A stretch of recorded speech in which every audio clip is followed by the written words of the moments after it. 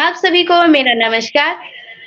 मैं MS Kesari publication की संस्थापिका मुस्कान केसरी आप सभी दर्शकों का मंच पर स्वागत करती हूँ, अभिनंदन करती हूँ।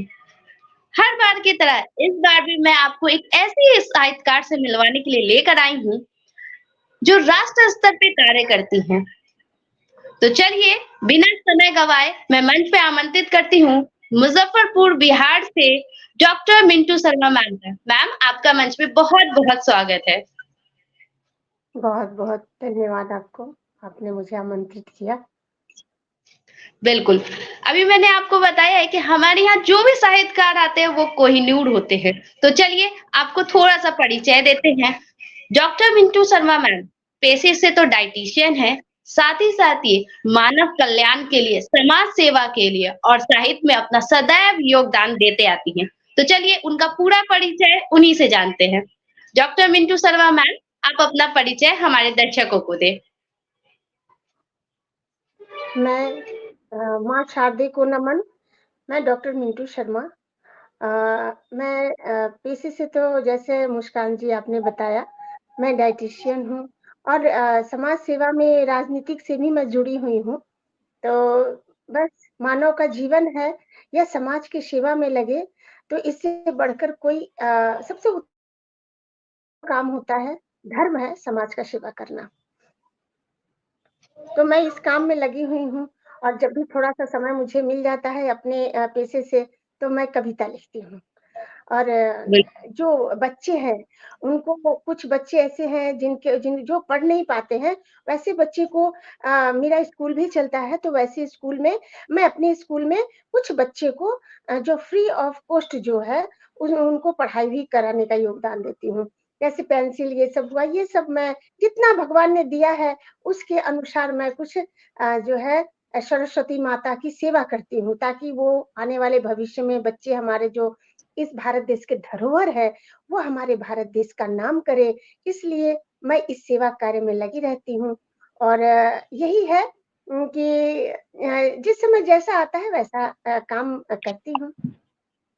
बिल्कुल। जैसा कि आप सभी दर्शकों को मैंने बताया है कि मिंटू शर्मा मैम जो है वो समाज कार्य में भी जुड़ी रही हैं और उन्होंने अभी बताया है कि वो बच्चों को निःशुल्क शिक्षा दिलवाती है, साथ ही साथ जो भी शिक्षा के दौरान आपको सामग्री की ज़रूरत होती है, जैसे कलम, कॉपी, पुस्तक, पेंसिल, वो भी वो प्रदान करती हैं ताकि बच्चे आगे से आगे बढ़ सके क्योंकि जो बच्चे होते हैं वही हमारे भविष्य होते हैं, आने वाले भविष्य वही है, अगर हम उनको योगदान दें, अगर उनको हम आगे बढ़ाएँ तो वो ज़रूर भविष्य में कुछ कामयाबी पाते हैं।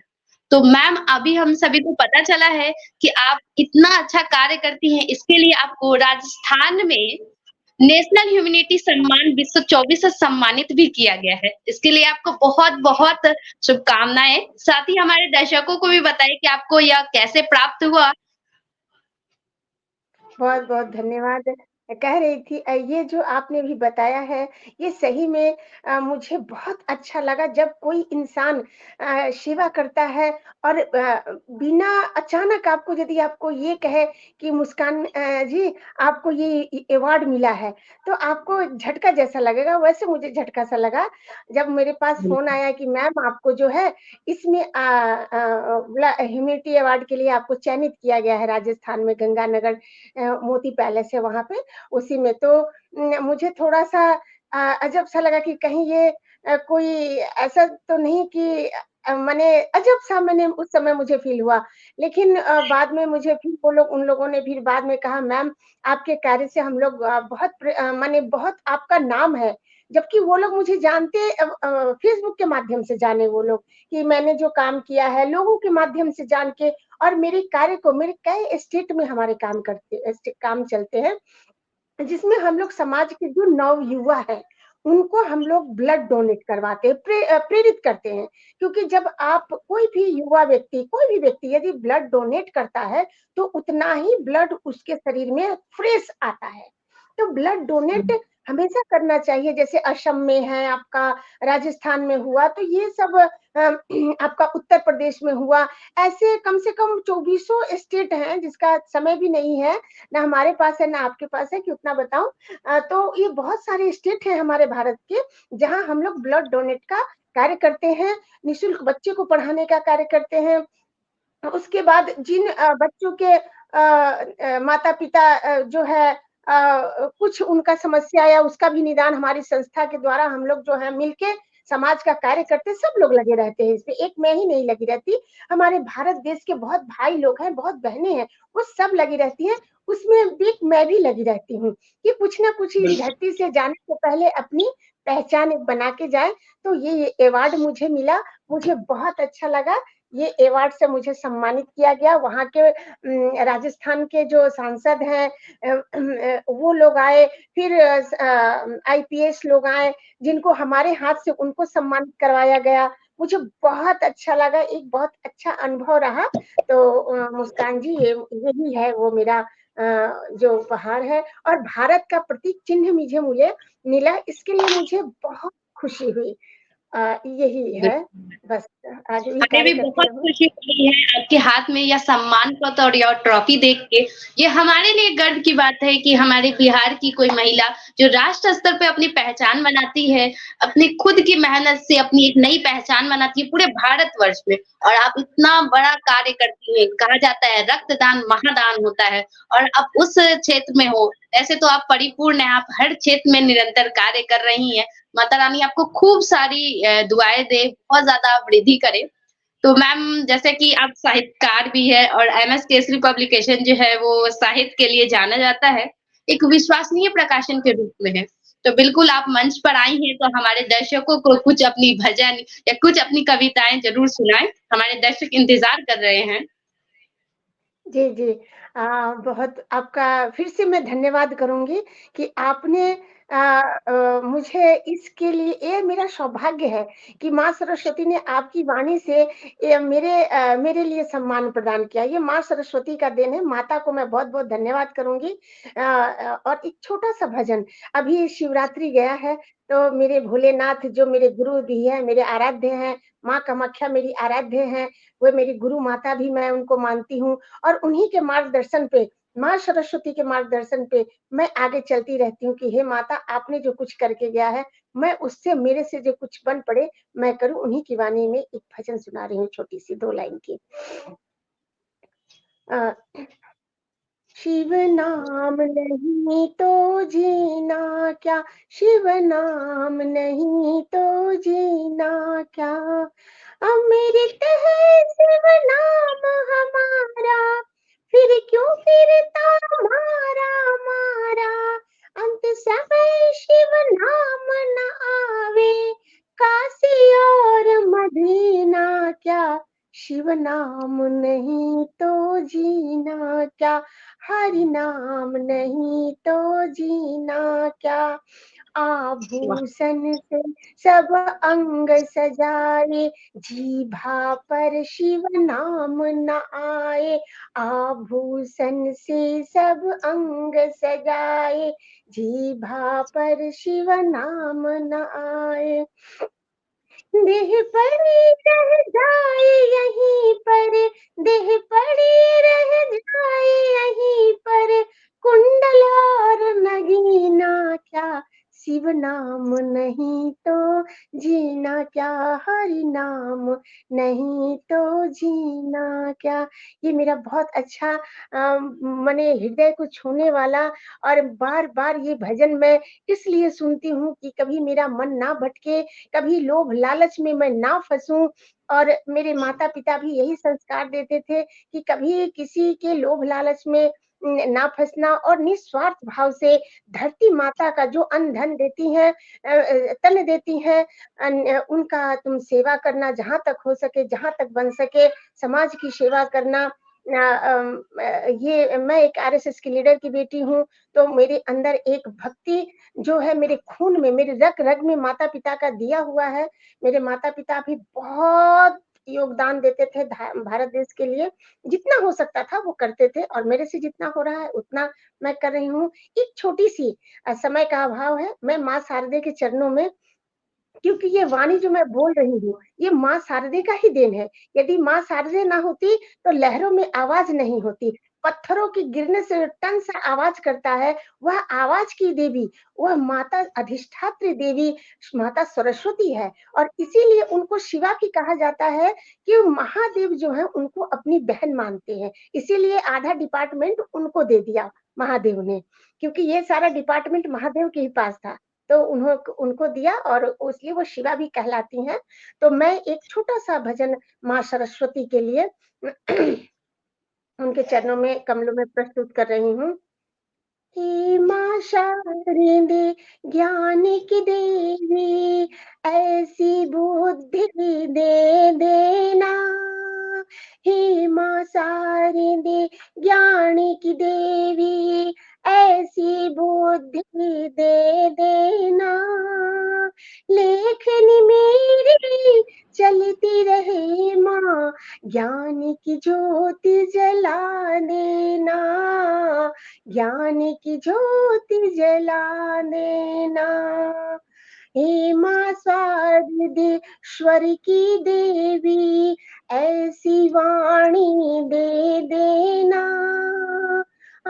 निर्मल वाणी माँ चलती रहे माँ, ज्ञान की ज्योति जला देना, ज्ञान की ज्योति जला देना। बहुत-बहुत धन्यवाद। माँ शारदे के चरणों में प्रणाम। अ, मैम क्या कहे आपके तारीफ के लिए हमारे पास शब्द कम पड़ गए हैं। भगवान करे माता रानी की कृपा सदैव बनी रहे। आपने माँ सरस्वती स्तुति इतने प्यारे तरीके से, इतने सुमधुर आवाज में गाई है कि क्या बताएँ। और महाशिवरात्रि जो है वो जल्द ही गया है हमारे पास से, मगर ऐसा लग नहीं रहा है कि शिवरात्रि गया है, लग रहा है आज ही शिवरात्रि है। इतने प्यारे तरीके से आपने प्रस्तुत की है। तो बिल्कुल मैम, बहुत ही अच्छा लगता है कि आपसे मिलके, आपकी इतनी सारी बातें जान के, क्योंकि आप राष्ट्र स्तर पे अपनी एक नई पहचान बना चुकी हैं, हर एक क्षेत्र में परिपूर्ण हैं। तो मैम ये बताएँ कि आपने कैसे सोचा कि आप इस क्षेत्र में जाएँगी, आप समाज सेवा करेंगी, आप डायटीशियन बनेंगी या आप रक्तदान का काम करेंगी या आप साहित्यकार बनेंगी? इतने सारे क्षेत्रों को एक बार में आपने कैसे सँभाला है और कैसे आप इसको लेके आगे बढ़ रही हैं? ये जो है, ये अनुभव तुरंत का नहीं है, ये मैं पिता के साथ ज़्यादा रहा करती थी। मैं सबसे घर में छोटी हूँ और मेरी मैं थोड़ा-सा चंचल बदमाश भी थी। छोटे में सब बदमाशी करते हैं, तो मेरी माँ कहती थी, "देखिए, आप जहाँ जा रहे हैं बिहारी भाषा में कि अपने जहाँ जाई छी एकरा के ले जाओ। ई बहुत बदमाशी करैया।" तो बाबूजी मुझे अपने साथ ले जाते थे, तो जब मैं उनके साथ होती थी, तो मैं जितने वो आरएसएस की मीटिंग करते थे या फिर बिज़नेस की मीटिंग करते थे, मैं एक बचपन से ही मैं उनके साथ रही। उसके बाद फिर पिताजी माँ को बोलते थे कि घर का काम भी कुछ सीखना चाहिए, संस्कार माँ का भी आना चाहिए, तो लड़का बन जाएगी, इसीलिए नाम मेरा मिंटू रख दिया गया। तो माँ का भी घर सँभालने का संस्कार माँ से मिला। 5 भाई-बहन हैं, वो 4 भाई-बहन मेरे से बड़े हैं। सबका जो है अनुशासन कैसे रहना चाहिए, वो उन लोगों से मिला। और जब शादी हो के मैं बचपन में मेरी शादी हुई, जब मैं पति के घर गई, तो मेरे पति इतने अच्छे थे कि वो जब वो असम गए मेरे घर पे, वहाँ पे घूमने के लिए बुलाया गया, दोंगा हुआ, तो गए तो वहाँ कहे कि बाप रे! तुम तो ब्लैक बेल्ट हो, तुम तो बहुत कुछ कर सकती हो। और वो मेरे पति भी राजनीति क्षेत्र से थे, तो फिर उन्होंने मेरा बहुत सपोर्ट किया। आज जो मैं बिहार को जान रही हूँ, बिहार को मैं समझ रही हूँ, मैं 2002 से 2007 तक सर्व शिक्षा अभियान की बिहार में महिला अध्यक्षा भी रही हुई हूँ और मुझे नीतीश कुमार द्वारा सम्मानित प्राप्त किया गया हुआ था, जो मेरी तस्वीर इधर भी है और लगी हुई है। फिर किसी दिन के इंटरव्यू में आपको मैं वो तस्वीर दिखाऊँगी। आज थोड़ा-सा मेरे पास भी समय का अभाव है। तो वो मुझे सम्मान से मुख्यमंत्री द्वारा प्राप्त हुआ था और बहुत सारा सम्मान मुझे मिला इस काम के लिए, जिसमें बहुत सारे को लोगों को जिसको नहीं था। मैंने कर्म किया अपना। मेरे माता-पिता कहते थे कर्म करना चाहिए और मैंने कर्म किया और उस कर्म के माध्यम से आज जो मेरा उस कर्म का ही नतीजा है कि आज पब्लिकेशन मुस्कान पब्लिकेशन जो है वो आज मेरे पास आई हैं, मेरा इंटरव्यू ले रही हैं, ये मेरे लिए भी सौभाग्य की बात है।